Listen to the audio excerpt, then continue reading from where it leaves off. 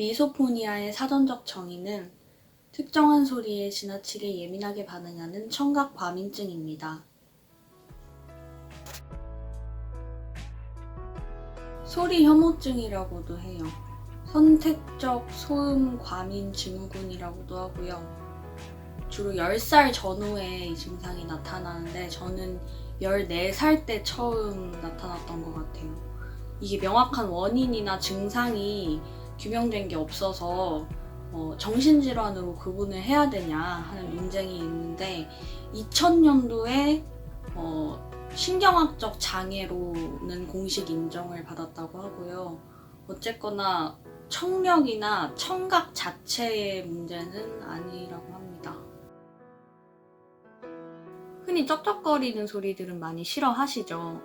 근데 이 미소포니아는 쩝쩝거리는 소리나 칠판 긁는 소리처럼 대부분의 사람들이 싫어할 만한 소음뿐만 아니라 굉장히 일상적이고 사소하면서 은은한 소리들에도 고통을 느끼고 자극을 받는 것이 특징이거든요. 저 같은 경우는 구두 또각거리는 소리나 시계 초침 소리나 감기 걸렸을 때 코 막는 소리 아니면 키보드 타자 치는 소리에 가장 큰 고통을 느끼곤 합니다.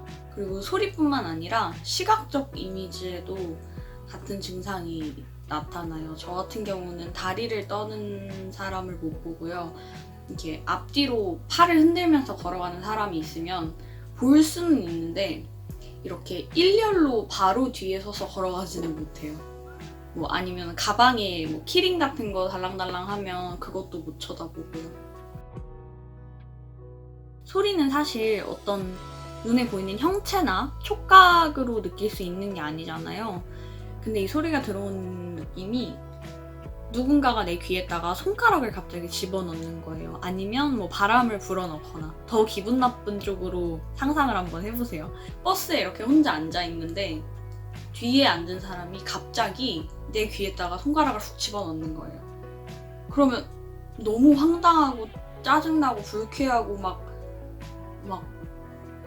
화도 나고 뭐하는 사람이지? 왜 이러지 나한테? 이런 마음이 들잖아요. 그런 느낌이 소리를 통해서 느껴진다고 보시면 될 것 같아요. 근데 내가 생활하는 모든 순간에 내가 혼자 있든 여럿이 있든 집에 있든 밖에 있든 자고 있든 깨어 있든 모든 순간에 모든 곳에서 언제 어떻게 누가 얼마만큼의 손가락을 내 귀에 집어넣을지 모른다고 생각하면 늘 긴장 상태에 있을 수밖에 없는 것 같아요.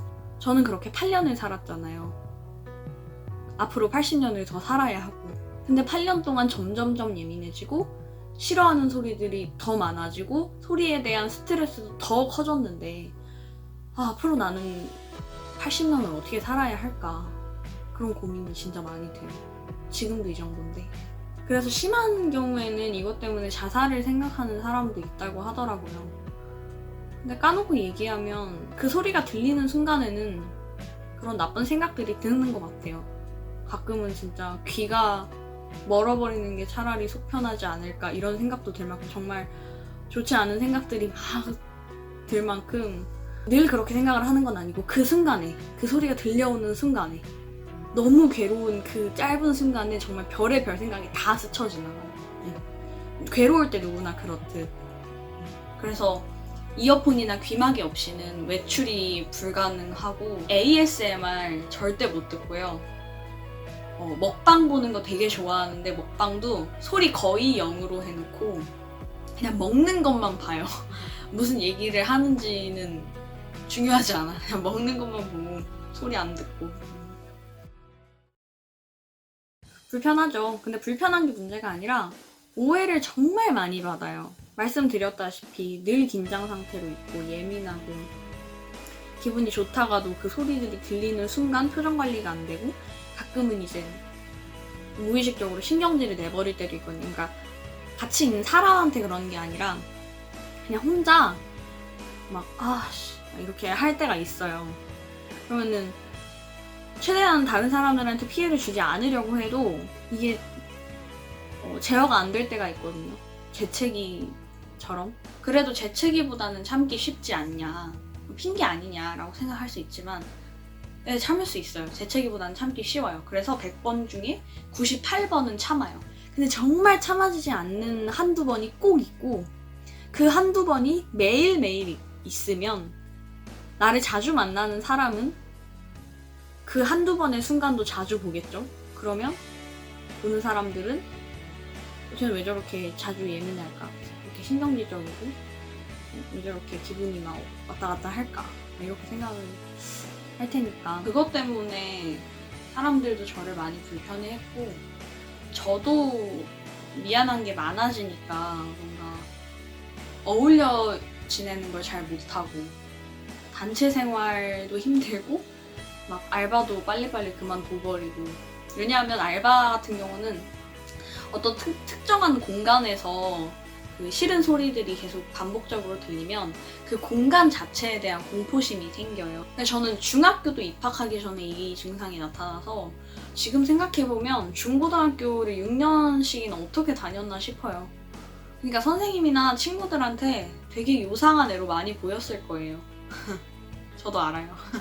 맨날 귀마개 끼고 있고 엎드려 자고 학교도 자주 빠지고 그러니까 근데 사실 졸려서 잔 건 아니었거든요. 물론 졸려서 잘 때도 있었지만 다 그런 건 아니었고 대부분은 안 잘 수 있었는데 굳이 잔 거였어요. 자랑은 아니지만 왜냐면 학교는 30명 가까이 되는 학생들이 같이 생활을 하루 종일 하잖아요. 그러면 어떤 소리 자극이나 시각적 이미지가 제가 감당할 수 없는 수준으로 매일매일 차고 넘쳤거든요. 예를 들어 어떤 친구가 감기에 걸렸어요. 그래서 코를 계속 막 하고 먹어요.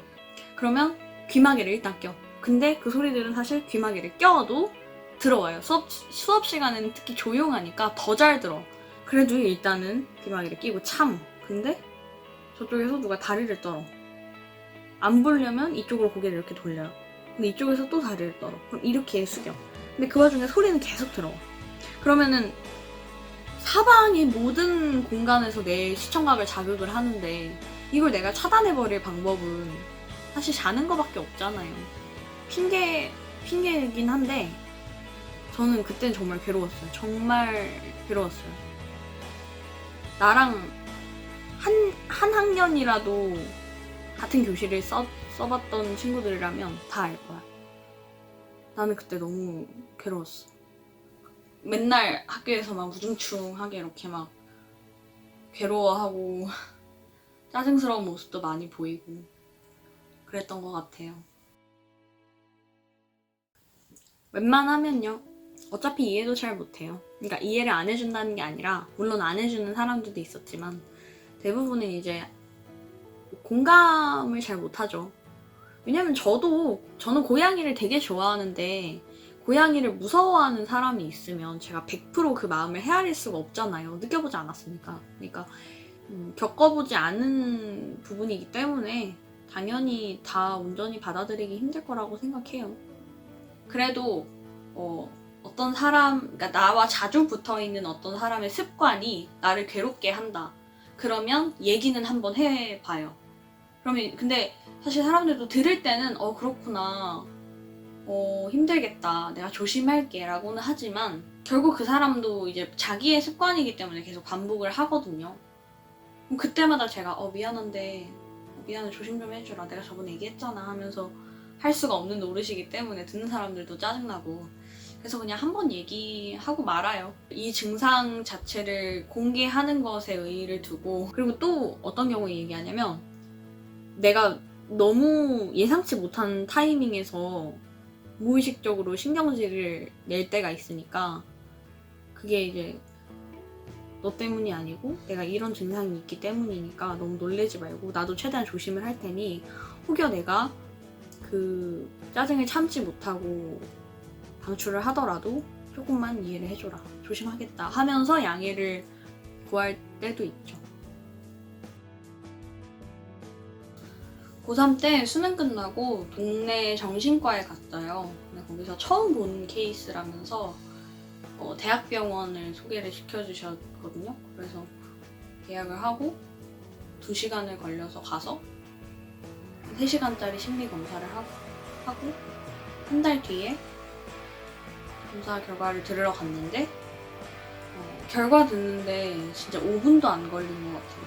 이런 표현 좀 그렇지만 너무나 뻔한, 진짜 우리 엄마가 평소에 하는 잔소리랑 비슷한 내용의 결과를 듣고 약간 충격을 받았던 기억이 있어요. 그러니까 그 병원에 대한 충격이 아니라, 그때는 저도 몰랐거든요. 이게 뭐 정신과를 갈 게 아니라 뭐 신경학적 문제고 이랬으면 저도 정신과 안 갔을 거예요. 근데 그때는 저도 미소포니아라는 명칭 자체를 몰랐을 때 병원에 처음 갔던 거라서, 이렇게 되면 치료할 수 있는 방법이 한동안은 없겠구나 하는 생각이 조금 충격을 받은 적이 있어요. 그리고 병원비가 25만 원이 나왔거든요. 검사비까지 다 해서. 그 금액도 조금 아까웠고. 근데 최근에 다시 서치를 해봐도 뭔가 명확한 치료법을 제시하는 링크가 없어가지고 당분간은 병원 치료는 생각하고 있지 않습니다. 일단은 많은 사람들이 알았으면 좋겠어요. 이 영상의 첫 번째 목적이에요. 미국의 어느 대학교에서 설문조사를 했는데 미국 내 학생 중에 20%가 이 증상을 앓고 있었대요. 이게 결코 막 그렇게 막 희귀하거나 유별난 그런 증상이 아니란 얘기죠. 아마 주변에 많을지도 몰라요. 저도 뭐 사실 지금까지 8년 동안 저만큼 심한 사람은 본 적이 없긴 한데, 있다고 해도 자기 증상을 제대로 모르고 있는 사람들. 저도 나는 귀가 왜 이렇게 예민하지? 이렇게밖에 생각을 안 했었기 때문에 그렇게 그냥 난 좀 예민해 라고만 생각하고 넘어가 버리거나, 아니면 증상을 알고 있지만 주변 사람들한테 쉽게 고백을 못하고 있거나, 둘 중에 하나일 거거든요. 주변에 있다고 해도. 그렇기 때문에 혹시 저 같은 사람을 만나게 되면 감기 걸렸나 보다 하고 생각해주세요. 재채기 하나 보다. 저도 최대한 다른 사람들에게 피해를 주지 않기 위해 부단히 노력을 할 테니 조금만 이해해 주시고 모든 사람들이 살기 좋은 세상이 되었으면 좋겠습니다. 대부분 이 미소포니아라는 명칭 자체를 몰라서 자기가 어떤 증상을 앓고 있는지 모르거나, 아니면